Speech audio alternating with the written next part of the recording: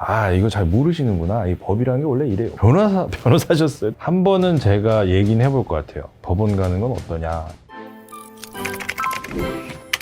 안녕하세요. 재화의 법률사무소 이재용 변호사입니다. 영상 보시기 전에 구독과 좋아요 부탁드리겠습니다. 오늘 영상은 그 질문을 또 하나 받았어요. 저희 PD님한테. 예. 변호사 딱 처음 돼서 네. 어떤 점?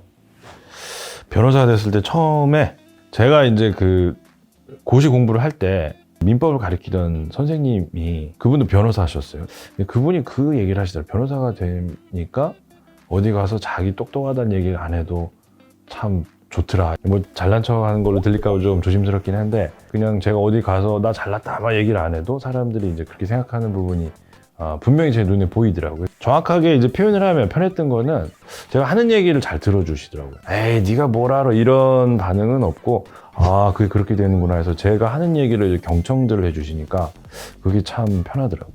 변호사가 되어서 안 좋았던 점?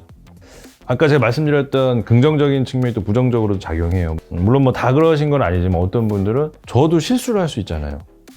제가 실수를 할 수 있는데 제가 무슨 얘기를 하면 그냥 변호사님이 얘기했으니까 맞겠지 뭐.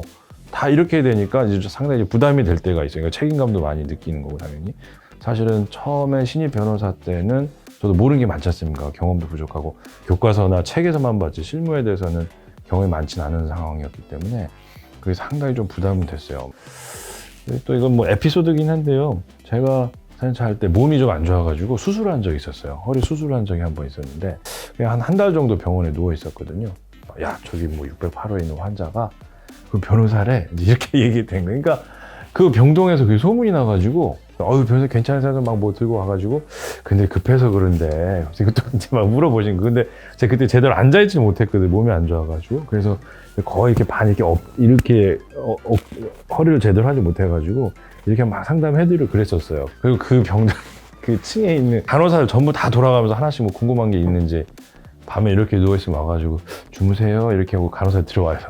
예 아직 궁금한 게 있어서 그런데 지난달에 제가 친구한테 100만 원을 빌렸는데요.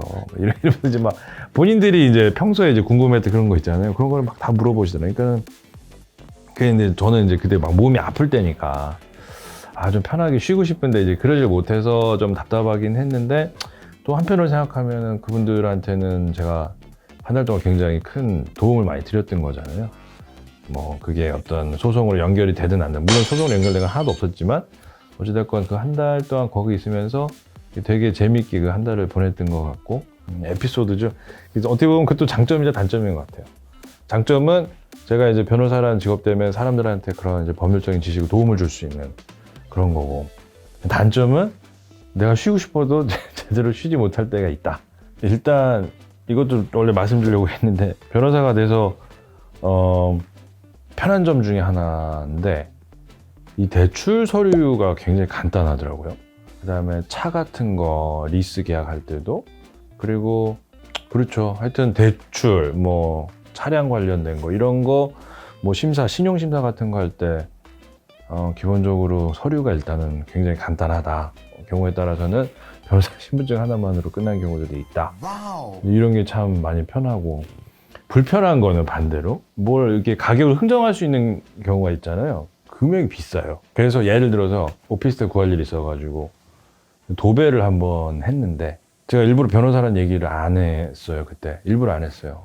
근데 나중에 그 뭐 도배지 고르러 이제 왔는데 그때 시간이 제가 안 돼서 직접 사무실로 오셨는데 딱 오시더니 변호사셨어요. 딱 이렇게 얘기를 하시더라고요. 그래서 그럼 진작 얘기를 하시지 딱 이렇게 되는 거예요. 그래서 아니 벽지 고르는데 그게 뭐 제 직업이 무슨 의미가 있으면 차이가 있나요? 이제 했더니 아무 말씀 안 하시고 그냥 웃기만 하셨는데 왜냐면 그 전에 이미 가격에 대해서 저하고 이제 얘기가 끝나셨거든요.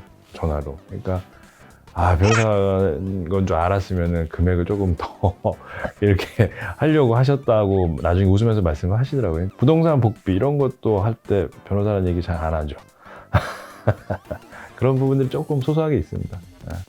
그런 경우들이 있어요. 막 제가 변호사라는 걸 얘기를 안 하면 본인들이 법률적인 어떤 지식을 저한테 설명을 해요. 아 이거 잘 모르시는구나. 이 법이라는 게 원래 이래요. 막 이러면서 막 설명을 해주시거든요. 그러면은 예 얘기하고 듣는데, 그러니까 악의적으로 그러신 분들은 제가 그 자리에서 딱 이제 설명을 하고 무슨 소리 하시냐, 자꾸 이렇게 장난치면 안 된다 이렇게 얘기하는데, 그냥 모르고 막 이제 그렇게 얘기하시는 분들이 있어요. 그러면 그냥 무안해 하실까봐 이제 넘어는 가죠. 근데 재밌어요 사실. 1번 무시당하지 않는다. 이제 풀었으면 제 말을 사람들이 잘 경청해준다. 신용도가 올라간다. 사는 게 편하다. 아까 자세하게 말씀 안 드린 부분이 있는데요. 이제 변호사를 하다 보면 이제 법이라는 거에 대해서 많이 알게 되잖아요. 일반 분들보다는. 근데 법이라는 게 딴 게 아니라 이 사람들이 사는 그 약속이고 규칙인데, 그 규칙을 아니까는 이럴 때 이렇게 해야지, 이렇게 해야지, 이걸 다 이제 어느 정도는 아니까 그 순간에 어떻게 행동해야 될지를 정확히 아는 것 같아요. 그래서 법을 좀 안다라는 거는 나한테는 큰 무기가 될 수 있는 것 같아요. 이거를 한마디로 표현하면 그냥 편하다. 그럼 반대로 네. 사실 이렇게 단점은 거의 없다고 생각은 해요. 근데 이제 굳이 어거지로 1, 2, 3번을 말해라, 이제 이렇게 지금 강요를 하시니까 말씀드리면 1번은 제가 무슨 말을 해도 가감없이 받아들이신 분들이 있어서 가끔 이제 좀 부담이 되죠. 두 번째는 물건 살 때 할인을 잘 안 해준다. 잘 안 깎아주시려고 해요. 그다음에 세 번째는 귀찮은 경우가 많다.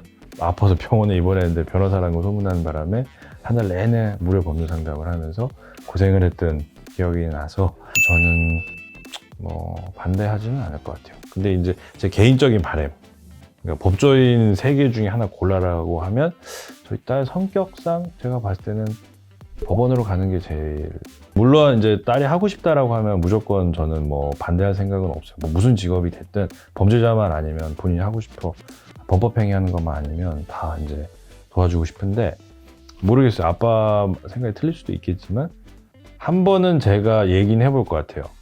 법원 가는 건 어떠냐, 이제 이렇게 한번 얘기는 해볼 것 같은데, 그래도 이제 변호사 하겠다고 하면은 반대하지는 않을 겁니다. 오늘 이렇게 이제 그 변호사라는 직업에 대해서 한번 얘기를 나눠봤는데요. 혹시라도 또 뭐 궁금하신 거, 이게 법률적인 지식이 아니라 하더라도 변호사로서 어떤 삶이라든지 여러 가지 또 생활적인 측면 궁금한 게 있어 또 댓글 달아주시면 그런 부분도 나중에 PD님하고 상의해서 주제를 한번 선정하도록 하겠습니다.